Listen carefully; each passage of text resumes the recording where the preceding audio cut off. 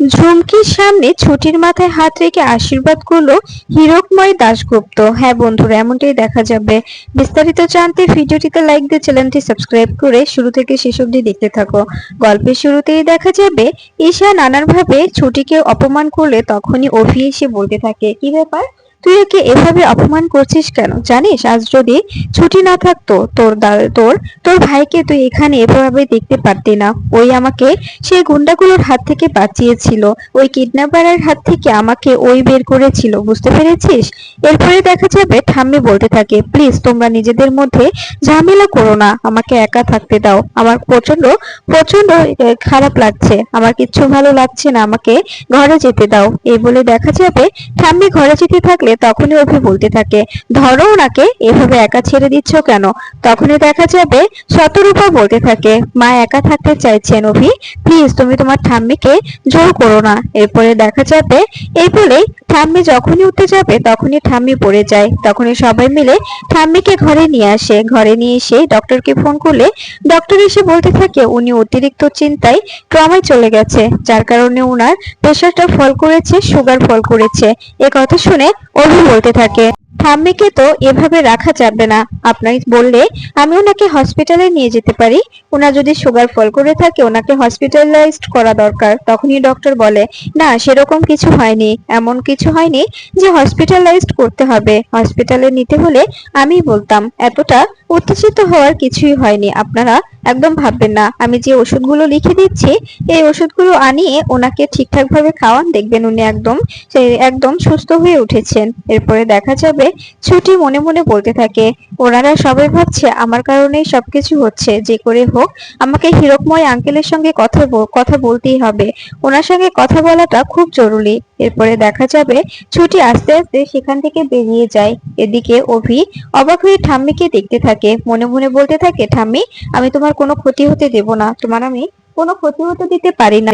এদিকে দেখা যাবে হীরকময় বাড়িতে এসে বিপাশার ছবির সামনে দাঁড়িয়ে বলতে থাকে, জানো বিপাশা, আমি আজকে কত বড় একটা অন্যায় করে রেখে এসেছি। আজকে আমি ও বাড়িতে গিয়ে মাসিমণির সঙ্গে এমন ব্যবহার করেছি, উনি অনেক কষ্ট পেয়েছে। আমি জানি আমার এই ব্যবহারটা করা একদম ঠিক হয়নি, আমি কি করব বলো? আমি এই ব্যবহারটা যে কেন করলাম আমি নিজেও জানি না, আমি বুঝতে পারছি না আমি কি করছি।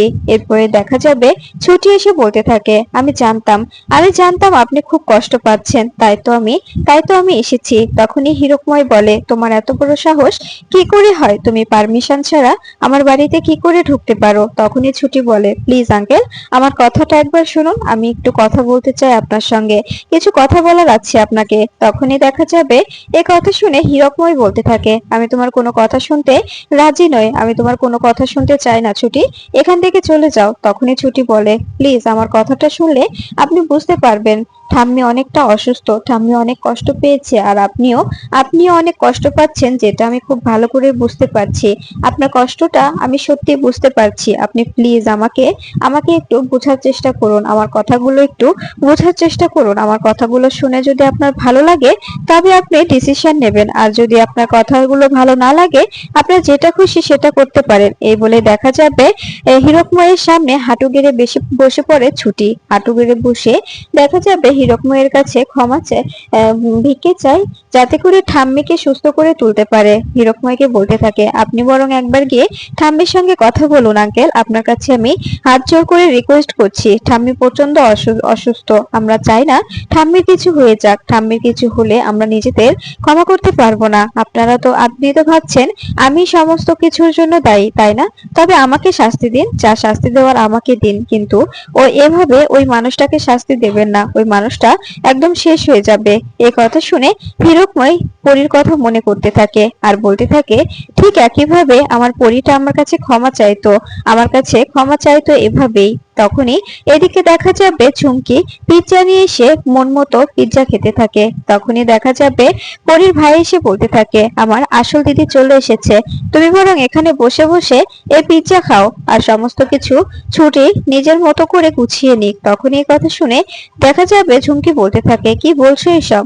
এই বলে ছুটি ছুটে যায়। এদিকে দেখা যাবে হীরকময় ছুটির মাথায় হাত রেখে আশীর্বাদ করতে যাবে, ঠিক তখনই দেখা যায় ঝুমকি এসে হীরকময়ের হাতটা ধরে ফেলে আর বলতে থাকে, বাবা কি করছো তুমি? যে মেয়েটা আমাকে এত রকম ভাবে কষ্ট দিয়েছে সেই মেয়েটাকে তুমি আশীর্বাদ করছো? তখন এই কথা শুনে দেখা যাবে ছুটি বলতে থাকে, প্লিজ প্লিজ ঝুমকি, এভাবে ব্যাপারটা জটিল করে তুলিস না, এরকম কমপ্লিকেটেড করার কোনো প্রয়োজন নেই, তুই এরকম করে কেন ভাবছিস বলতো? প্লিজ এমন করে ভাবিস না, ব্যাপারটা অন্যদিকে নিয়ে যাস না, ঠাম্মি প্রচন্ড অসুস্থ হয়ে পড়েছে আঙ্কেল, আপনি প্লিজ কিছু একটা করুন। তখনই দেখা যাবে এ কথা শুনে হীরকময় রেগে যায় আর বলতে থাকে, মুখ সামলে কথা বলো, তুমি কি বলতে চাইছো? আমার মেয়ে অশান্তি বাঁধাচ্ছে? আমার মেয়ের দিকে আঙুল তোলার আগে দুবার ভাববে। তখনই দেখা যাবে ঝুমকি বলতে থাকে, ও শুধু চাইছে তোমাকে দিয়ে ও বাড়িতে গিয়ে ক্ষমা চাওতে, ও বাড়িতে যদি তোমাকে দিয়ে ক্ষমা চাওয়াতে পারে তবে ও আরো উপরে উঠে যাবে, বুঝতে পারছো না? তুমি একদম ওর কথায় কান দেবে না বাবা, একদম ওর কথায় কান দেবে না, ও কিন্তু খুব দুরন্তর মেয়ে। তখন এই কথা শুনে দেখা যাবে ছুটি বলতে থাকে, সত্যি ঝুমকি, তোকে যত দেখছি ততই অবাক হচ্ছি, তোকে দেখে আমার অবাক লাগছে, তুই এরকম করে কি করে বলতে পারিস? তোর তো এরকম করে বলার কোনো কোনো টপিক নেই, লজিক নেই, তাই না? তখনই দেখা যাবে হীরকময় বলতে থাকে, তুমি এখান থেকে চলে গেলে আমি খুশি হতাম, আমি তোমার কথা শুনতে চাই না, যে কিনা যার জন্য আমার মেয়ে এতটা কষ্ট পেয়েছে, আমি আমি তাকে কোনোভাবে আমার বাড়িতে অ্যালাউ করব না। এরপরে দেখা যাবে ছুটি বেরিয়ে যাবে, ঠিক তখনই ছুটির ছোটবেলার কথাগুলো মনে পড়তে থাকে আর মাথাগুলো ঘুরিয়ে ওঠে। তখনই দেখা যাবে ছুটি চারপাশটা অন্ধকার হয়ে এলে সেখানে দাঁড়িয়ে দাঁড়িয়ে দেওয়াল ধরে শুধু শুধু মাথা ঘুরতে থাকে। এরপরে দেখা যাবে হীরকময় বলতে থাকে, কি হয়েছে তোমার, এরকম করে কেন টলছো তুমি? তখনই দেখা যাবে পরীর কাকিমণিকে বলতে থাকে, দেখো তো ওর কি হলো, ওকে ওকে বরং ধরো। এরপরে দেখা যাবে কাকিমণি ধরে ছুটিকে বলতে থাকে, ছুটি কি হয়েছে তোমার, এরকম কেন করছো? তখনই ঝুমকি বলে, বাবা এটা ওর নাটক, ওকে বের করে দাও, একদম ওকে এখানে জায়গা দেবে না, ও নাটক করছে, বিশ্বাস করো ও পুরোপুরি নাটক করছে, তোমাকে এখান থেকে নিয়ে যাওয়ার জন্য নাটক করছে। তখনই দেখা যাবে এ কথা শুনে দেখা যাবে রেগে যায় হীরকময়।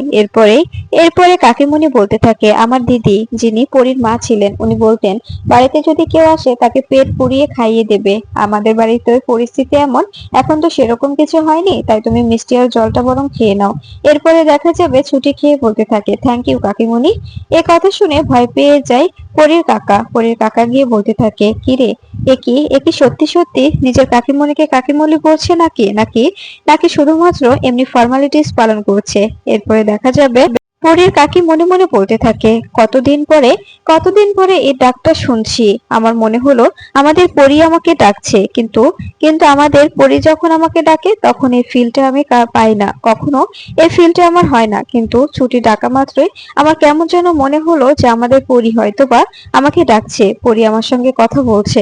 এরপরে দেখা যাবে এদিকে ছুটিকে না পেয়ে অস্থির হয়ে ওঠে অভি। ঠিক তখনই অভির প্রতিচ্ছায়া বলতে থাকে, কি, ও ছুটিকে মিস করছিস তাই তো? তখনই অভি রেগে যায় আর বলতে থাকে, কেন মিস করব, ওর প্রতি আমার কিছু দায়িত্ব আছে যার কারণে আমি ওকে খুঁজছি। তখনই প্রতিচ্ছায়া বলতে থাকে, না, তুই ওকে মিস করছিস, শুধুমাত্র দায়িত্ব নয়, ওকে মিস করেই তুই এমনটা করছিস, তুই তুই ওকে প্রচন্ড ভাবে মিস করছিস। তখনই অভি বলতে থাকে, না, আমি ওকে একদম মিস করছি না, শুধুমাত্র আমার দায়িত্ব বলেই আমি ওর কথা জিজ্ঞেস করছিলাম, ওকে ওকে আমার অনেক অনেক অনেক কাজ করানোর আছে। এরপরে দেখা যাবে অভি জোরে জোরে কথা বলতে থাকলে হঠাৎই পিছু ঘুরে দেখে সেখানে কেউ নেই।